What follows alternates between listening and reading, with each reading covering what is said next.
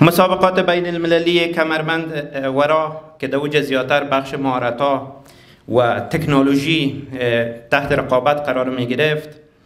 دور دومش امسال برگزار شده بود. دور اول از او در سال 2019 بود. خوشبختانه که در دور دوم افغانستان همچنان در این بخش اشتراک داشته و از افغانستان 4 نفر به نمایندگی مردم افغانستان در این مسابقات بودند.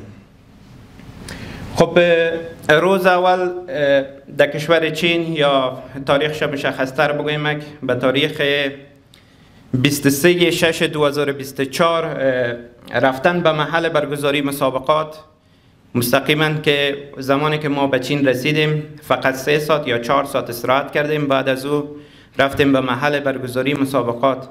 در جایی که ما رفتیم اونجا جای بزرگ بود که تقریبا در اونجا بیشتر از 61 کشور اشتراک کرده بودند جهت مسابقه که 61 کشور بیشتر از 300 نماینده داشتند در بخش‌های مختلف. 18 مهارت تحت رقابت قرار می گرفت که افغانستان در 4 بخش تانست که در 3 بخش تانست که در این بخش‌ها رقابت نماید. خب شما تصاویر را میبینید که در روز اول وقتی که ما رفتیم در اونجا همگی معرفی میشدن و تعیین میکردن که هر کس که مربوط به بخشش میشه در اونجا باید برن و رقابت آغاز شود. در اینجا نماینده تمامی کشورها بودن. یک کار که اونا انجام دادن امی بود که در روز اول یک ارزیابی کوچک را بین تمامی نماینده که از هر کشور آمده بود انجام دادن. در نهایت متوجه شدن که نماینده افغانستان هم که آمدن در اینجا مهارت‌ها و دانش‌هایشان بالاتر است، خوبتر است و یکی از جمله اشتراک کننده را منحیث داور در اونجا تعیین کردن تا بتانن داوری را انجام بدن که خوشبختانه بنده در اونجا من حیث داور در بخش اینستالیشن انتخاب شدم و تانستم که 6 کشور امو اشتراک کندهش یا رقابت دهنده‌شان ارزیابی کنم همکارایشان. خب یک چیزی که در اونجا بود ما رفتیم دیدیم که تکنولوژی خیلی به سطح بالا است و پیشرفته تر است.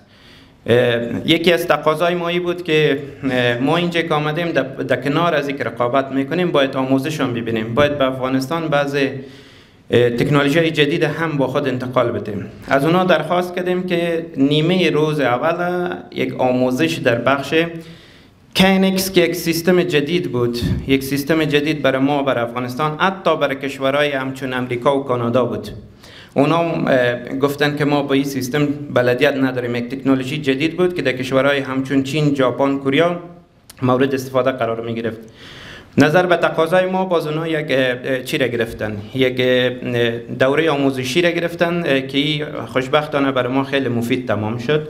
شما دمی تصویر میبینین اونا برای 3 ساعت 4 ساعت برای ما همین سیستم های کینکس آموزش دادن.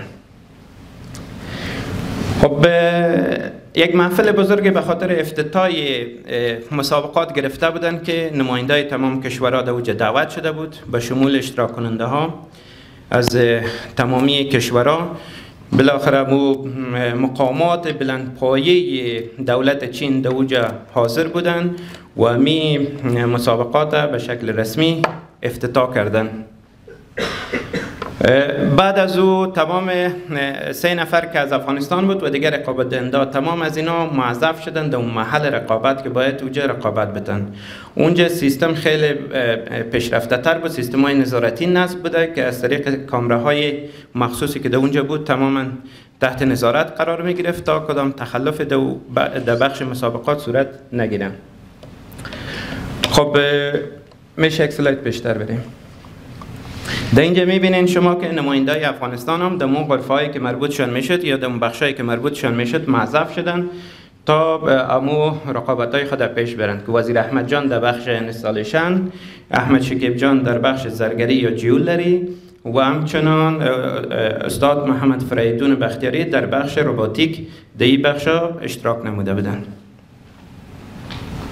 خب در این تصویر هم شما میبینید که یک بخش روباتیک است که استاد محمد فریدون در بین کشورهای درجه اول جهان در اینجا رقابت نموده است.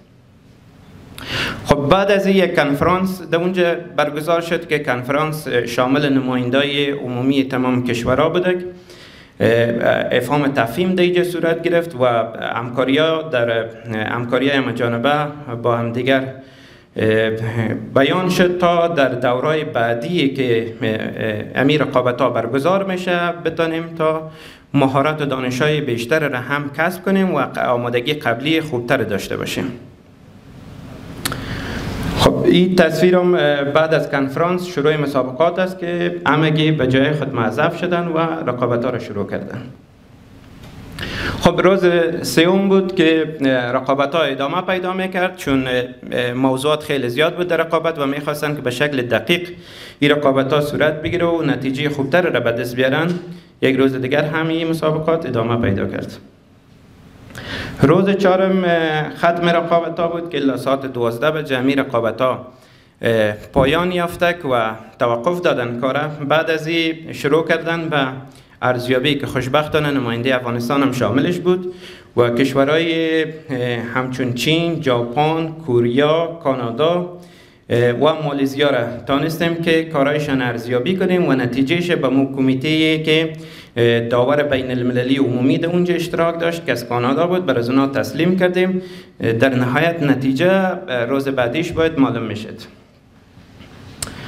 خب در کنار در یادداشتی از اینمی رقابتایی که ما در اونجا رفتیم اشتراک کردیم، بعض مسائل دیگه هم بود، همچون دیدن از اینستای تکنیکی و مسلکی کشور چین که ما تانستیم که از یکی از اینستای کشور چین که در اوج آشپزی صورت میگرفت از اونا دیدن کنیم و بعض خصوصیات و بعض مهارت‌ها و دانش‌هایی که اونا استفاده میکردن در مو اینستیتوت با خود انتقال بدیم به افغانستان. این برای ما خیلی خوب و جالبتر تمام شده.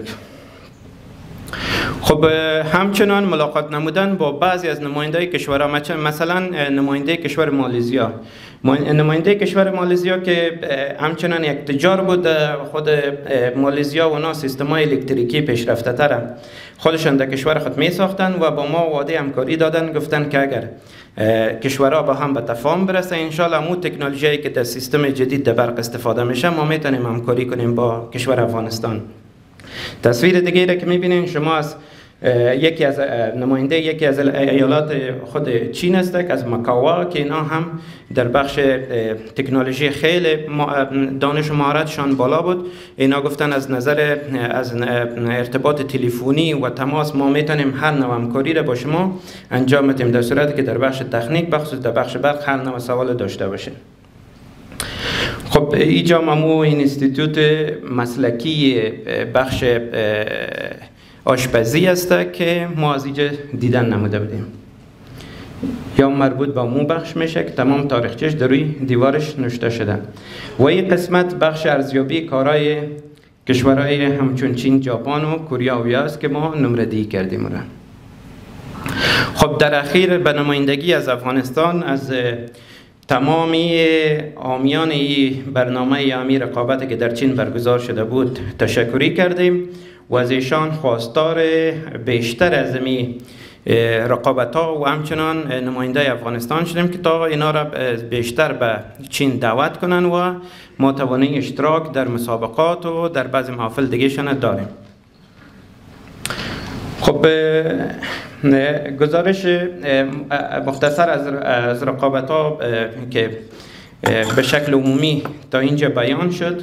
یک چیزی که باقی مانده امی است که باید بگویم به هموطنان خود، به تمام مردم خود که ما دانستیم در این رقابت در بخش روباتیک، در بخش تکنولوژی مقام 4 در سطح جهان به دست بیاریم که یک مقام خرد و پایین نیست. حتی کشورهای همچون کانادا، امریکا، آلمان، فرانسه ندانستند که در این رقابت‌ها هیچ نوع کدام مقام را بگیرند. خوشبختانه افغانستان در بخش روباتیک و در بخش تکنولوژی برق مقام 4 گرفت. در بخش جیولری یا زرگری مقام 5 و در بخش اینستالیشن مقام 15 گرفت که اینا ما شما میفهمیم که اون کشورهایی که در اوج اشتراک کرده بودن 61 کشور کلا با تکنولوژی مدروز یا مدرن آراسته بودن. اما ما نسبت مشکلاتی که در افغانستان داریم از نظر تکنولوژی، اما بازم ما دریافتیم در اونجا که ما از اونا کم نیستیم. یک قدم ما از اونا پس هستیم. انشالله وعده میتم که در سالهای بعدی اگر ما اشتراک کنیم در این مسابقات در اول، دوم و سوم انشالله قرار میگیریم. تشکر از شما.